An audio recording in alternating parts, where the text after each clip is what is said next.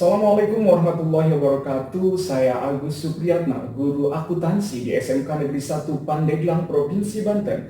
Pada kesempatan kali ini, saya ingin berbagi praktik baik tentang pembelajaran berdiferensiasi di tingkat SMK, khususnya kompetensi keahlian akuntansi, dengan judul praktik baik, pembelajaran industri 7 hari kerja, mata pelajaran akuntansi untuk meningkatkan kompetensi peserta didik akuntansi dan mempersiapkan lulusan yang siap kerja. Selamat menyaksikan. Pembelajaran berdiferensiasi di tingkat SMK dapat memberikan manfaat. Pertama, membantu peserta didik mengembangkan pemahaman konsep. Kedua, membantu peserta didik dalam mencapai potensi terbaiknya. Dan ketiga, membantu peserta didik dalam mempersiapkan diri untuk memasuki dunia kerja. Dan strategi yang dapat dilakukan yaitu diferensiasi konten, diferensiasi proses, dan diferensiasi produk.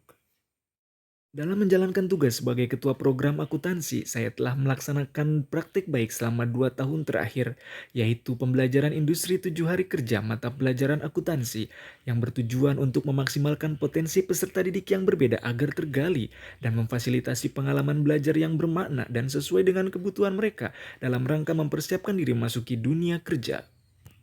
Pembelajaran ini merujuk pada model kompetensi-based training, yaitu pendekatan pembelajaran yang menekankan pada pengembangan dan peningkatan keterampilan sesuai dengan kebutuhan pekerjaan. Berikut ini beberapa situasi yang menjadi latar belakang praktik baik ini. Pertama, tingkat pengangguran lulusan SMK. Berdasarkan data BPS Banten, tingkat pengangguran lulusan SMK adalah yang tertinggi.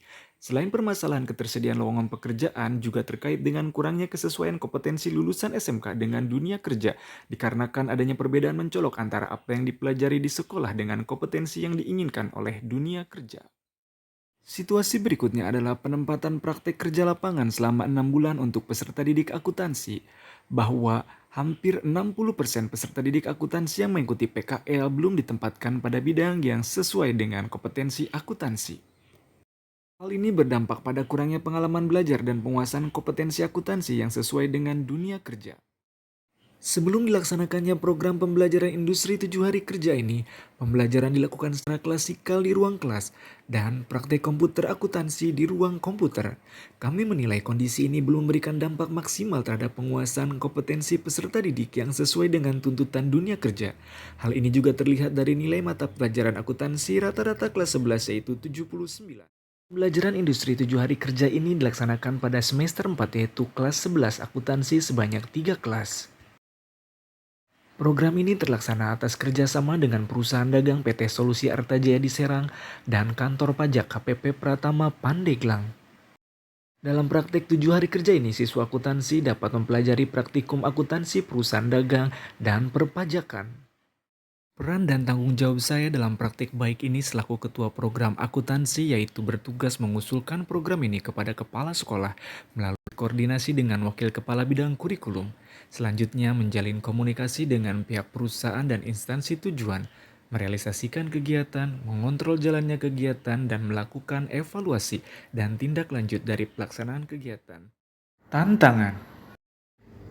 Program ini merupakan program baru sehingga memerlukan usaha banyak untuk memberikan pemahaman kepada stakeholder di sekolah tentang inovasi pembelajaran mata pelajaran akuntansi yang belum pernah diterapkan di sekolah ini, baik di program keahlian akuntansi ataupun di 8 program keahlian lainnya. Karena dengannya kita bekerja sama dengan pihak perusahaan, maka kompetensi atau kemampuan anak ini tidak hanya diajari oleh guru, tapi langsung ditangani oleh pihak perusahaan. Tantangan yang kedua yaitu kesulitan mencari perusahaan atau instansi untuk dijadikan tempat praktik, karena tidak mudah untuk dapat masuk ke dalam sebuah perusahaan atau instansi, terutama terkait dengan kepercayaan terhadap kualitas peserta didik yang akan melakukan praktik. Pada kondisi ini, kami menjelaskan kepada pihak instansi dan perusahaan bahwa peserta didik kami akan sangat membantu di sana. Tantangan yang ketiga yaitu perlu usaha yang kuat untuk mempersiapkan peserta didik yang terampil secara kompetensi berbasis manual maupun teknologi keuangan, dan mempersiapkan hard skill dan soft skill peserta didik memasuki dunia kerja.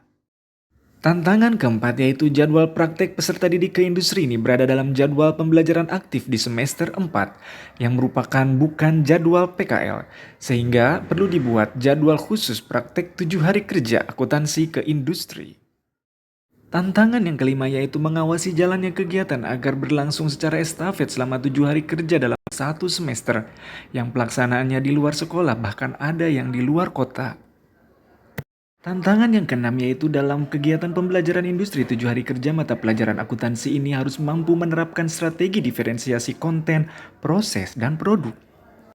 Tantangan yang terakhir yaitu mempersiapkan peserta didik yang mengikuti program ini agar setelah lulus dapat diterima bekerja di perusahaan tersebut. Aksi nyata. Langkah pertama yaitu menyampaikan ide inovasi pembelajaran 7 hari kerja ini kepada wakil kepala bidang kurikulum dan kepala sekolah. Setelah mendapatkan persetujuan, saya menyampaikan kepada Dewan Guru untuk membahas teknis pelaksanaan, dan semua guru kejuruan akuntansi akan dilibatkan mulai dari pengantaran, monitoring, dan penarikan siswa praktik di industri. Langkah yang kedua yaitu mencari perusahaan dagang untuk tempat praktek akuntansi perusahaan dagang dan instansi perpajakan untuk praktek mapel perpajakan. Kami menyampaikan surat permohonan kerjasama kepada PT Solusi Arta Jaya dan dikuatkan dengan penandatanganan MOU. Selanjutnya kami melakukan sinkronisasi kurikulum SMK dan industri. Untuk kerjasama dengan KPP Pratama Pandeglang cukup dengan surat permohonan dan surat balasan instansi tanpa harus dengan MOU karena ada kebijakan dari Direktorat Jenderal Pajak. Langkah yang ketiga yaitu memberikan pemantapan kompetensi kepada calon praktikan sebelum masuki dunia kerja. Pemantapan ini berupa komputer akuntansi, akuntansi manual, grooming, dan soft skill. Untuk komputer akuntansi adalah Accurate di mana aplikasi ini dipakai di perusahaan tersebut. Selanjutnya ada pemantapan komputer akuntansi Mayob dan spreadsheet Excel. Langkah keempat yaitu menyusul jadwal praktikum selama 1 semester di semester 4. Untuk penempatan di PTS aja sebanyak 3 orang per pekan dan di kantor pajak sebanyak 7 orang per pekan. Dan jadwal disosialisasikan kepada semua pihak terkait. Aksi yang kelima yaitu mengawasi jalannya kegiatan praktikum 7 hari kerja mapel akuntansi di industri. Diawali dengan pengantaran siswa praktik, kemudian di tengah masa kegiatan dilakukan monitoring dan di akhir masa kegiatan dilakukan penjemputan ke instansi dan perusahaan. Aksi yang keenam yaitu implementasi pembelajaran berdiferensiasi, yaitu diferensiasi konten, diferensiasi proses, dan diferensiasi produk. Diferensiasi konten terlihat dari praktikum akuntansi di PTS AJ dan kantor pajak ini, yaitu dari materi akuntansi perusahaan dagang, akuntansi keuangan, komputer akuntansi, dan perpajakan. Dan diferensiasi proses terlihat dari perbedaan proses dalam menyelesaikan pekerjaan, serta diferensiasi produk terlihat dari berbedanya hasil dari setiap kompetensi yang diselesaikan. Terakhir, bagi peserta didik yang telah mengikuti program ini, pada semester 5 dapat mengikuti program PKL dan selanjutnya pada akhir semester 6 dapat mengikuti program rekrutmen calon tenaga kerja. Penilaian praktik dan pengetahuan dilakukan oleh pembimbing industri kepada setiap peserta didik dengan melakukan penilaian proses dan output kompetensi, dan setiap kompetensi yang dikerjakan dicatat di dalam jurnal praktik. Dampak dan hasil. Dampak pembelajaran industri 7 hari kerja di KPP Pratama Pandeglang dan PT Solusi Arta Jaya, peserta didik mampu menguasai kompetensi akuntansi secara lebih baik dengan rata-rata nilai yang diberikan oleh perusahaan di antara 90 sampai dengan 100.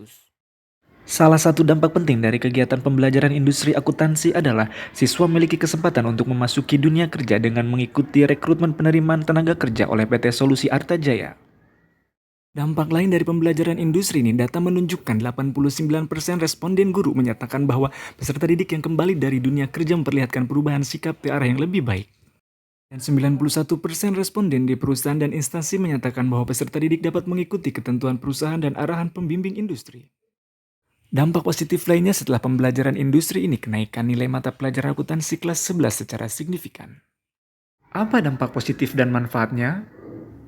Khususnya pada para siswa ada peningkatan kompetensi, sikap, dan juga pemahaman dari para siswa terkait dengan pengetahuan mereka tentang isu perpajakan.